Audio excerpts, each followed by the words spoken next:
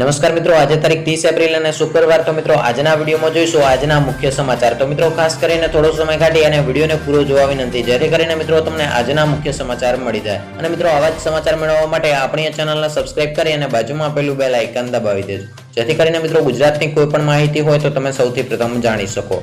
તો મિત્રો રાજ્યની અંદર એમ્બ્યુલન્સની કડવડતા હતા મુખ્યમંત્રીની અધ્યક્ષતાને બેઠક મળી હતી, જેની અંદર નવી 150 એમ્બ્યુલન્સનો ઓર્ડર અપાયો હતો.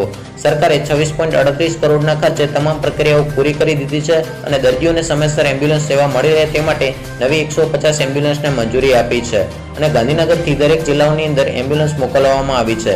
આ એમ્બ્યુલન્સની અંદર તમામ સુવિધાઓ ઉપલબ્ધ હશે, તેમજ તમામ મેડિકલ કર્મચારીઓથી સજ્જ હશે, જેથી કરીને મિત્રો દર્દીઓને સારવારમાં તકલીફ ના પડે. તો મિત્રો છેલ્લા 24 કલાકની અંદર રાજ્યમાં નવા 14,327 કોરોનાના કેસ નોંધાયા છે, જ્યારે 9,544 કોરોના દર્દીઓ રિકવર થયા છે, જ્યારે 180 દર્દીઓએ કોરોનાના કારણે પોતાનો જીવ ગુમાવ્યો છે. આ ઉપરાંત મુખ્યમંત્રીની કોર કમિટી બેઠકમાં મહત્વપૂર્ણ નિર્ણય લેવામાં આવ્યો છે. રાજ્યની સરકારી કચેરીઓની અંદર 15મી મે સુધી 50% સ્ટાફ સાથે કામગીરી કરવાની મંજૂરી આપવામાં આવી છે અને આ ઉપરાંત સરકારી કચેરીઓની અંદર 5 મે સુધી શનિ રવિની રજા રહેશે.